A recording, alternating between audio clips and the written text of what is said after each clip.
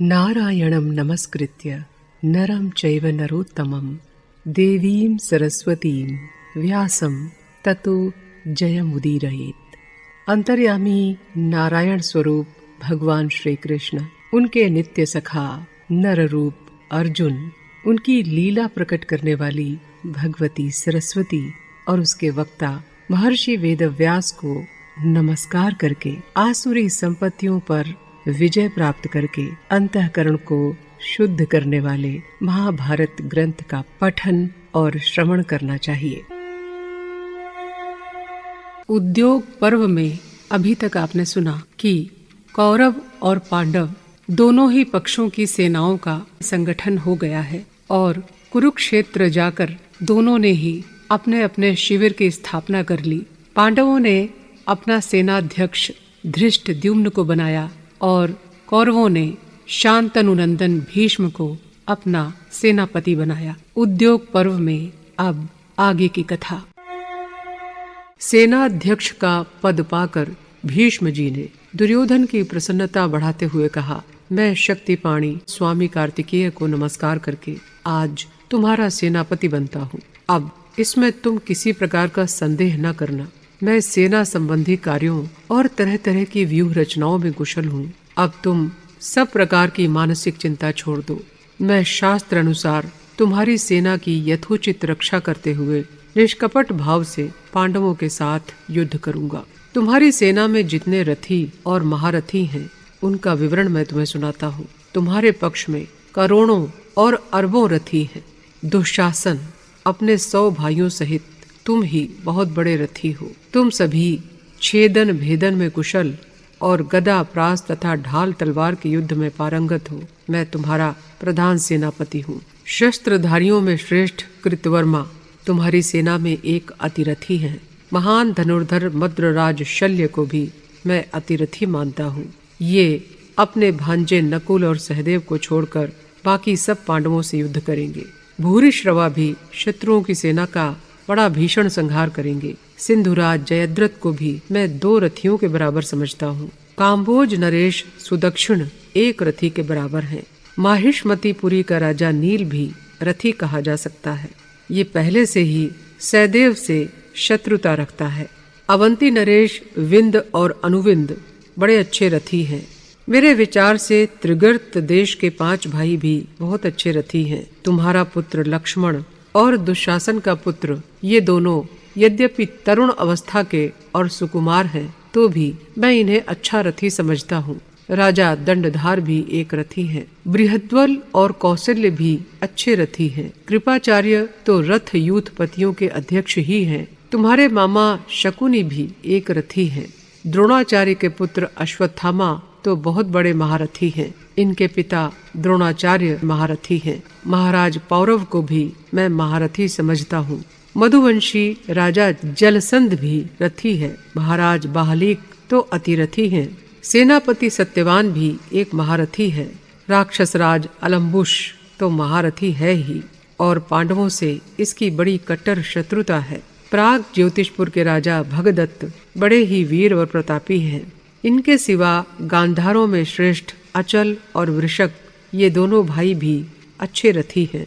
ये कर्ण जो तुम्हारा प्यारा मित्र, सलाहकार और नेता है, ये न तो रथी ही है और न अतिरथी ही है। मैं इसे अर्धरथी समझता हूँ। ये यदि एक बार अर्जुन के सामने चला गया तो उसके हाथ से जीता नहीं बचेगा।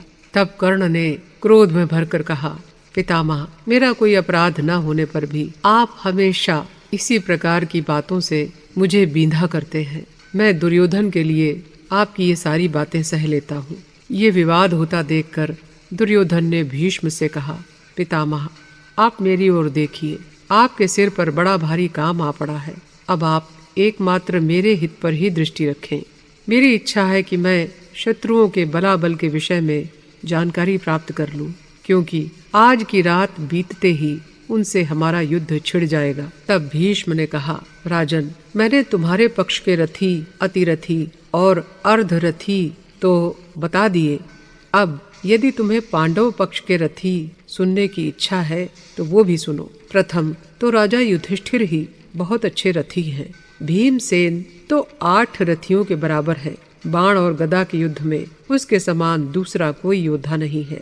माद्री के पुत्र नकुल सहदेव भी अच्छे रथी हैं। दोनों पक्ष की सेनाओं में अर्जुन जैसा रथी कोई भी नहीं है। अर्जुन का सामना या तो मैं कर सकता हूँ या आचार्य द्रोण।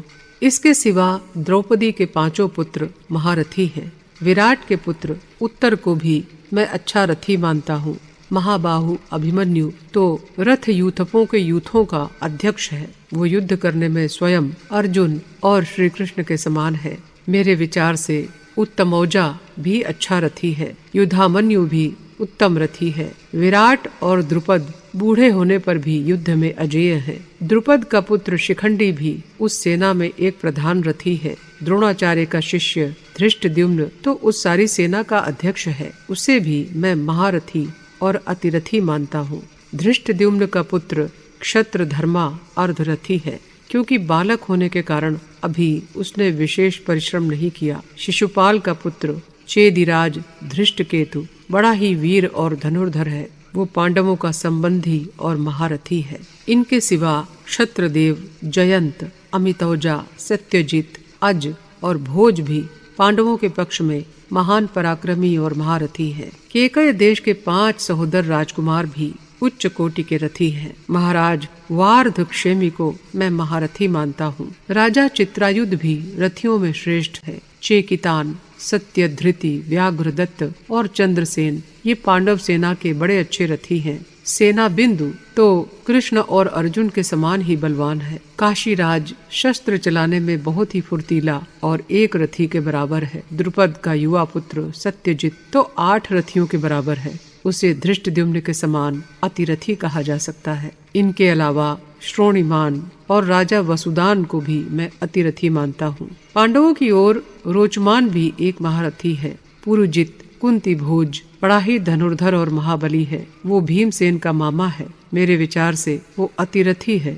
भीमसेन का पुत्र घटोत्कच भी बड़ा मायावी है। उसे मैं रथ यूथपतियों का भी अधिपति समझता हूँ। मैंने तुम्हें ये पांडव सेना के प्रधान रथी, अतिरथी और अर्धरथियों के नाम बताए। मुझे कृष्ण, अर्जुन या दूसरे राजाओं में से कोई भी जहाँ भी मिलेगा मैं उसे रोकने का प्रयत्न करूंगा। किंतु यदि द्रुपद पुत्र शिखंडी मेरे सामने आकर युद्ध करेगा तो उसे मैं नहीं मारूंगा, क्योंकि मैंने सब राजाओं के सामने आजन्म ब्रह्मचर्य की प्रतिज्ञा की है। इसलिए किसी स्त्री को या जो पहले स्त्री रहा हो उस पुरुष को भी मैं कभी नहीं मार सकता। दुर्योधन ने पूछा, पितामह, आतताई शिखंडी यदि रण क्षेत्र में आपके सामने आएगा तो भी आप उसका वध क्यों नहीं करेंगे? तब भीष्म ने कहा, जब मेरे जगत विख्यात पिता शांतनु जी स्वर्गवासी हुए तो मैंने अपनी प्रतिज्ञा का पालन करते हुए चित्रांगद को राज सिंहासन पर अभिषिक्त किया।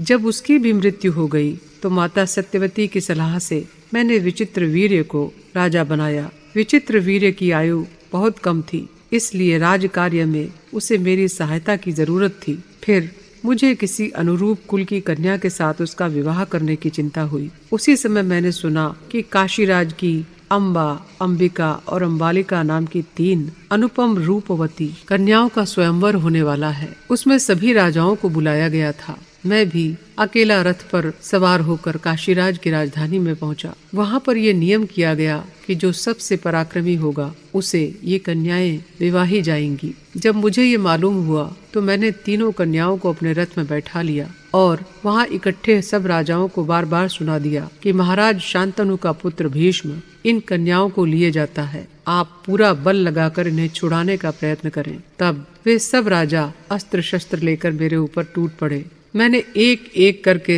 सारे राजाओं को धराशायी कर दिया। मेरी बाण चलाने की ऐसी फुर्ती देखकर वे मैदान छोड़कर भाग गए। इस प्रकार सब राजाओं को जीतकर मैं हस्तिनापुर आया और भाई विचित्र वीर्य के लिए वे तीनों कन्याएं माता सत्यवती को सौंप दी। सत्यवती बहुत आनंदित हुई और जब विवाह की तैयारी होने लगी तो काशीराज की सबसे बड़ी पुत्री अम्बा ने बड़े संकोच से कहा, भीष्म जी, आप संपूर्ण शास्त्रों में पारंगत और धर्म के रहस्य को जानने वाले हैं। पहले मैं मन ही मन राजा शाल्व को वर चुकी हूँ और उन्होंने भी पिताजी को प्रकट न करते हुए एकांत में मुझे पत्नी रूप से स्वीकार कर लिया है। मेरा मन तो दूसरी जगह फंस चुका है। फिर आप मुझे अपने घर में क्यों रखना चाहते हैं? फिर जैसा आप उचित समझे वैसा करें। तब मैंने सबकी अनुमति लेकर अम्बा को जाने की आज्ञा दे दी। अम्बा वृद्ध ब्राह्मण और धात्रियों को साथ लेकर राजा शाल्व के नगर गई। उसने शाल्व के पास जाकर कहा, महाबाहो, मैं आपकी सेवा में उपस्थित हूँ। ये सुनकर शाल्व ने कुछ मुस्कुरा कर कहा, सुंदरी, पहले तुम्हारा संबंध दूसरे पुरुष से हो चुका है, इसलिए अब मैं तुम्हें पत्नी रूप में स्वीकार नहीं कर सकता। अब तुम भीष्म के पास ही चली जाओ। भीष्म तुम्हारा हरण करके ले गया था, इसलिए मैं तुम्हें ग्रहण नहीं करना चाहता। अम्बा ने कहा, शत्रुदमन, भीष्म मेरी प्रसन्नता से मुझे नहीं ले गए। वे बलात् सब राजाओं को हराकर मुझे ले गए थे। मैं तो निरपराध और आपकी दासी हूँ, आप मुझे स्वीकार करें।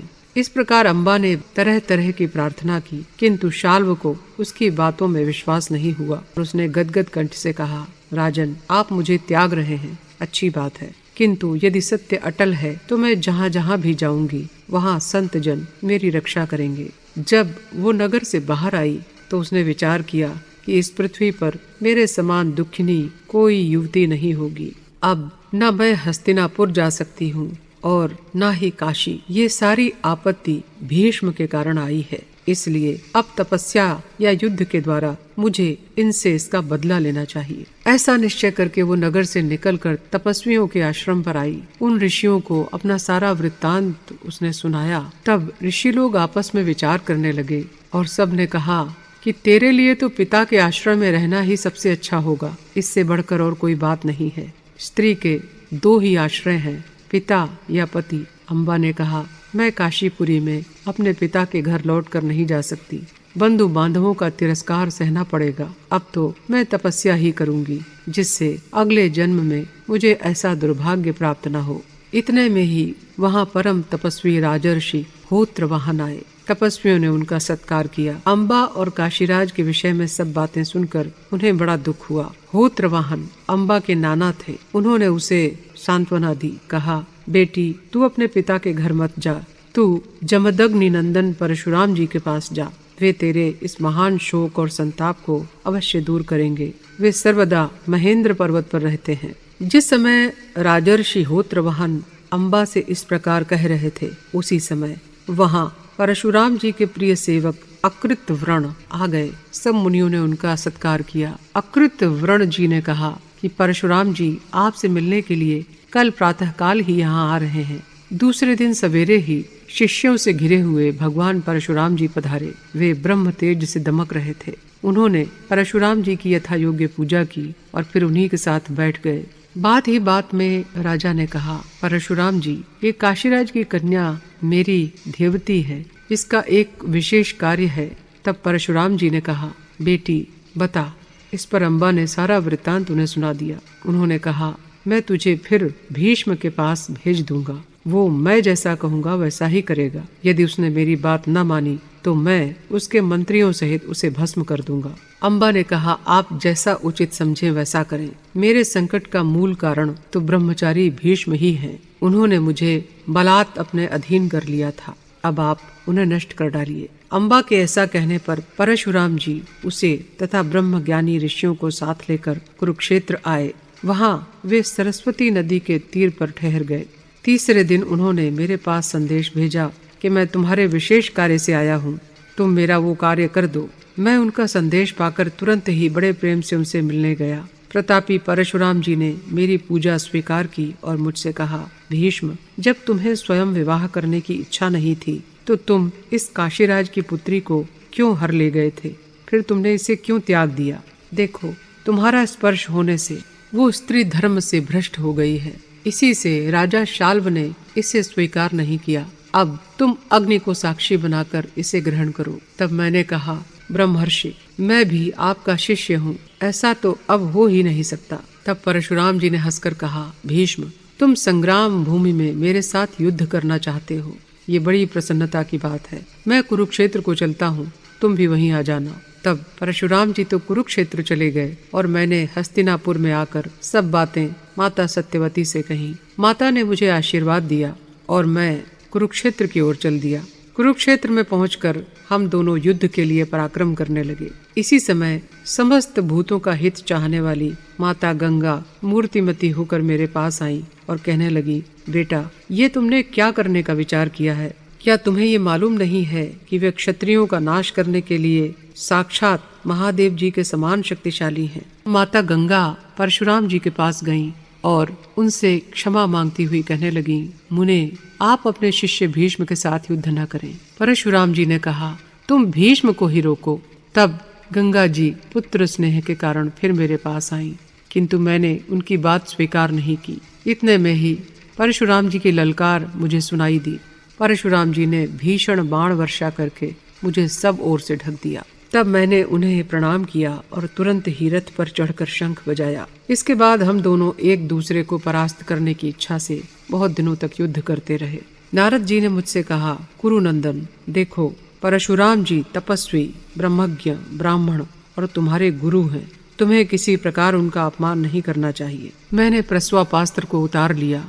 ये देखकर परशुराम जी बड़े प्रसन्न हुए और सहसा कह उठे कि मेरी बुद्धि कुंठित हो गई है, भीष्म ने मुझे परास्त कर दिया है। तब मैंने क्षात्र धर्म का विचार करके उनसे कहा, मुनि, मेरा ये नियम है कि मैं पीठ पर बाणों की बौछार सहते हुए युद्ध से मुख नहीं मोड़ सकता। फिर ब्राह्मणों ने मुझसे प्रेम पूर्वक कहा, महाबाहो, तुम परशुराम जी के पास जाओ और लोक का मंगल करो। मैंने देखा कि परशुराम जी युद्ध से हट गए हैं, तो भी मैंने लोगों के कल्याण के लिए उनके पास जाकर उन्हें प्रणाम किया और उन्होंने प्रेम पूर्वक मुझसे कहा, भीष्म, इस लोक में तुम्हारे समान कोई दूसरा क्षत्रिय नहीं है। तुमने युद्ध में मुझे बहुत प्रसन्न किया है, अब तुम जाओ। इसके बाद मेरे सामने ही परशुराम जी ने उस कन्या को बुलाकर उन महात्माओं के बीच बड़ी दीनवाणी में कहा, भद्रे, इन सब लोगों के सामने मैंने अपनी पूरी शक्ति लगाकर युद्ध किया। ये तो तुमने देख ही लिया। अब तुम्हारी जहाँ इच्छा हो वहाँ चली जाओ। तब उस कन्या ने कहा, भगवान, आपने जैसा कहा ठीक ही है। अब मैं ऐसी जगह जाऊंगी जहाँ रहने से मैं स्वयं ही भीष्म का युद्ध में संहार कर सकूं।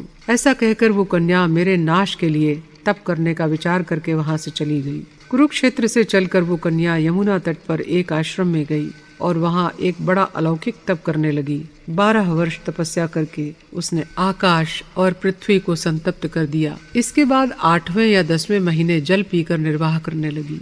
फिर तीर्थ सेवन के लोभ से इधर उधर घूमती वत्स देश में पहुंची। वहां अपने तप के प्रभाव से वो आधे शरीर से तो अम्बा नाम की नदी हो गई और आधे अंग से वत्स देश के राजा की कन्या होकर उत्पन्न हुई। इस जन्म में भी उसे तप का आग्रह करते देख समस्त तपस्वियों ने उसे रोका और कहा कि तुझे क्या करना है। तब उस कन्या ने तपोवृद्ध ऋषियों से कहा, भीष्म ने मेरा निरादर किया है, इसलिए मैंने कोई दिव्य लोक पाने के लिए नहीं, प्रत्युत भीष्म का वध करने के लिए तप का संकल्प किया है। मेरा ये निश्चय है कि भीष्म के मारे जाने पर मुझे शांति मिल जाएगी, इसलिए आप लोग मुझे मत रोकें। महर्षियों के बीच में ही उमापति भगवान शंकर ने उसे दर्शन दिया और वर मांगने को कहा। उस कन्या ने मेरी पराजय करने का वर मांगा। इस पर महादेव ने कहा कि तू भीष्म का नाश कर सकेगी। तब उसने कहा, भगवान, मैं तो स्त्री हूँ, इसलिए मेरा हृदय भी अत्यंत शौर्यहीन है। फिर मैं युद्ध में भीष्म को कैसे जीतूंगी? आप ऐसी कृपा कीजिए जिससे मैं संग्राम में भीष्म को मार सकूं। तब भगवान शंकर ने कहा, मेरी बात असत्य नहीं हो सकती, इसलिए तू अवश्य ही भीष्म का वध करेगी, पुरुषत्व प्राप्त करेगी और दूसरी देह धारण करने पर भी इन सब बातों को याद रखेगी। तू द्रुपद के यहाँ जन्म लेकर एक चित्र योधी वीर सम्मत महारथी बनेगी। मैंने जो कुछ कहा है वो सब वैसा ही होगा। ये कहकर भगवान शंकर अंतर्धान हो गए और उस कन्या ने एक बड़ी चिता बनाकर अग्नि प्रज्वलित की और मैं भीष्म का वध करने के लिए अग्नि में प्रवेश करती हूँ, ऐसा संकल्प करके उसमें प्रवेश कर गई। महाराज द्रुपद की रानी के पहले कोई पुत्र नहीं था। तब द्रुपद ने संतान प्राप्ति के लिए तपस्या करके भगवान शिव को प्रसन्न किया। तब महादेव जी ने कहा, तुम्हारे एक ऐसा पुत्र होगा जो पहले स्त्री होने पर भी बाद में पुरुष हो जाएगा। अब तुम तपस्या बंद करो। तब राजा ने नगर में जाकर रानी को अपनी तपस्या और महादेव के वर की बात सुनाई। रानी ने गर्भ धारण किया और यथा समय एक रूपवती कन्या को जन्म दिया, किंतु लोगों में ये प्रसिद्ध किया गया कि रानी के पुत्र हुआ है। राजा ने इसे छिपाए रखकर पुत्र के समान ही सारे संस्कार किए। उस नगर में द्रुपद के सिवा इस रहस्य को और कोई नहीं जानता था, इसलिए उस कन्या को छिपाए रखकर वे उसे पुत्र ही बताते थे। लोगों में वो शिखंडी नाम से विख्यात हुई। अकेले मुझे ही नारद जी के कथन, देवताओं के वाक्य और अम्बा की तपस्या के कारण ये रहस्य मालूम हो गया। फिर राजा द्रुपद ने अपनी कन्या को शिक्षा और शिल्पकला आदि विद्याएं सिखाने का प्रयत्न किया। एक बार रानी ने कहा, महाराज, महादेव की बात किसी प्रकार भी मिथ्या नहीं हो सकती, इसका किसी कन्या से विवाह कर दीजिए। उन दोनों ने वैसा ही निश्चय करके दशार्ण देश के राजा की कन्या को वरण किया। विवाह के बाद शिखंडी काम्पिल्य नगर में आकर रहा। वहाँ हिरण्यवर्मा की कन्या को मालूम हुआ ये तो स्त्री है। तब उसने अपनी धाइयों और सखियों के सामने बड़े संकोच से ये बात खोल दी। दशार्ण राज ये सुनते ही क्रोध में भर गया और उसने द्रुपद के पास अपना दूत भेजा।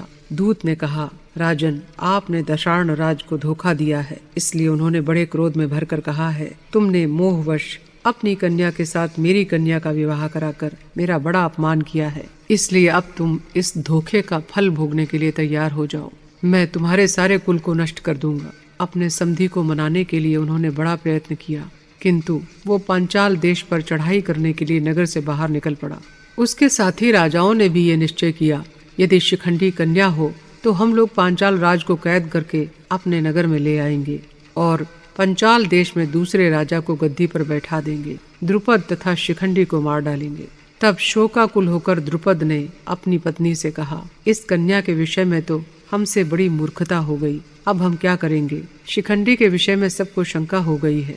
तब रानी ने कहा, सत्पुरुषों ने देवताओं का पूजन करना संपत्तिशालियों के लिए बड़ा श्रेयस्कर माना है, इसलिए आप देव आराधन के लिए ही ब्राह्मणों का पूजन करें और मन में ऐसा संकल्प करें कि दशार्ण राज युद्ध किए बिना ही लौट जाए। देवताओं के अनुग्रह से ये सब काम हो जाएगा। अपने माता पिता को इस प्रकार बातें करते और शोकाकुल होते देखकर शिखंडिनी भी लज्जित होकर सोचने लगी कि ये दोनों मेरे ही कारण दुखी हैं। इसलिए उसने अपने प्राण त्यागने का निश्चय किया। वो घर से निकलकर एक निर्जन वन में चली गई। इस वन की रक्षा स्थूणाकर्ण नाम का एक समृद्धशाली यक्ष करता था। एक दिन स्थूणाकर्ण ने उसे दर्शन देकर पूछा, कन्ये, तेरा ये अनुष्ठान किस उद्देश्य से है? बता, मैं अभी तेरा काम कर दूं। शिखंडिनी ने बार बार कहा, मेरा काम तुमसे नहीं हो सकेगा। किंतु यक्ष ने कहा, मैं उसे बहुत जल्द कर दूंगा। मैं कुबेर का अनुचर हूँ और वर देने के लिए ही आया हूँ। तुझे जो कुछ कहना हो वो कह दे। तब शिखंडिनी ने अपना सारा वृत्तांत स्थूणाकर्ण से कह दिया और कहा कि तुमने मेरा दुख दूर करने की प्रतिज्ञा की है, इसलिए ऐसा करो कि मैं तुम्हारी कृपा से एक सुंदर पुरुष बन जाऊं। जब तक दशार्ण राज मेरे नगर तक पहुँचे तुम मुझ पर ये कृपा कर दो। यक्ष ने कहा, तुम्हारा ये काम तो हो जाएगा। मैं कुछ समय के लिए तुम्हें अपना पुरुषत्व दे दूंगा, किंतु ये सत्य प्रतिज्ञा करके जाओ कि फिर उसे लौटाने के लिए तुम यहाँ आओगी। इतने दिन तक मैं तुम्हारे स्त्रीत्व को धारण करूंगा। शिखंडी ने कहा, ठीक है, मैं तुम्हारा पुरुषत्व लौटा दूंगी। जिस समय राजा हिरण्यवर्मा दशार्ण देश को लौट जाएगा, मैं फिर से कन्या हो जाऊंगी और तुम पुरुष हो जाना। इस प्रकार जब उन दोनों ने प्रतिज्ञा कर ली, स्थूणाकर्ण यक्ष ने स्त्रीत्व धारण कर लिया और शिखंडी को यक्ष का देदीप्यमान रूप प्राप्त हो गया। पुरुषत्व पाकर शिखंडी बड़ा प्रसन्न हुआ और पंचाल नगर में अपने पिता के पास आ गया और ये घटना जैसी हुई थी वैसी ही अपने पिता को बताई। उनकी स्त्री को भगवान शंकर की बात याद हो आई। तब उन्होंने दशार्ण राज के पास दूत भेजकर कहलाया, आप स्वयं आइए और देख लीजिए कि मेरा पुत्र पुरुष ही है। द्रुपद का संदेश पाकर दशार्ण राज ने शिखंडी की परीक्षा के लिए कुछ युवतियों को भेजा। उन्होंने उसके वास्तविक स्वरूप को जानकर बड़ी प्रसन्नता से सब बातें हिरण्यवर्मा को सुना दी। तब हिरण्यवर्मा द्रुपद के नगर में आया और समधी से मिलकर प्रसन्नता से कुछ दिन वहीं रहा और अपनी पुत्री को झिड़क कर अपनी राजधानी को चला गया। इसी बीच किसी दिन यक्षराज कुबेर घूमते घूमते स्थूणाकर्ण के स्थान पर आए। घर रंग बिरंगे सुगंधित पुष्पों से सजा हुआ था। उसे देखकर यक्षराज ने अपने अनुचरों से कहा, ये मंदमती मेरे पास उपस्थित होने के लिए क्यों नहीं निकला? यक्षों ने कहा, महाराज, राजा द्रुपद की शिखंडिनी नाम की एक कन्या है। उसे किसी कारण से स्थूणाकर्ण ने अपना पुरुषत्व दे दिया है और अब वो स्त्री रूप में ही घर में रहता है, इसलिए संकोच के कारण वो आपकी सेवा में उपस्थित नहीं हुआ।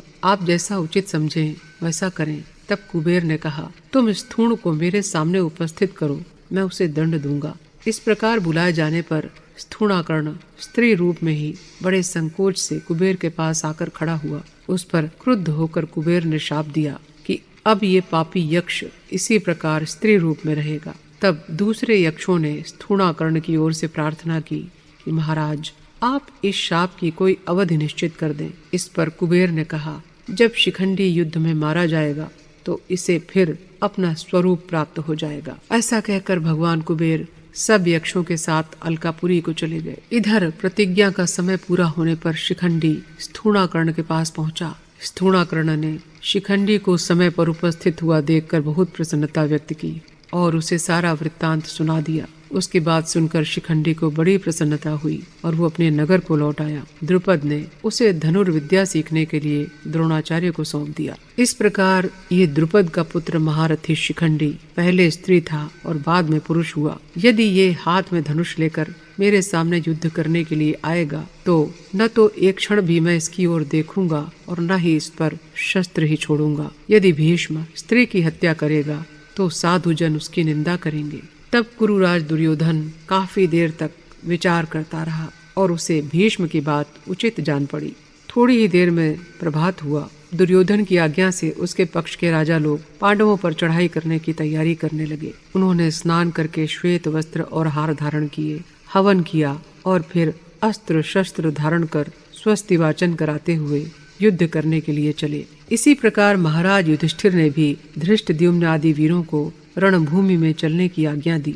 उन्होंने धृष्टद्युम्न के नेतृत्व में अभिमन्यु, बृहत और द्रौपदी के 5 पुत्रों को रणांगण में भेजा। इसके बाद भीमसेन, सात्यकी और अर्जुन को दूसरे सैन्य समुदाय के साथ चलने को कहा। इन उत्साही वीरों का हर्षनाद आकाश में गूंजने लगा। इन सब के पीछे विराट, द्रुपद और दूसरे राजाओं के साथ वे स्वयं चले। आज की कथा के साथ उद्योग पर्व यहीं समाप्त होता है। अगले अंक से आप सुनेंगे भीष्म पर्व की कथा। तो इंतजार कीजिए अगले एपिसोड का। तब तक के लिए नमस्कार।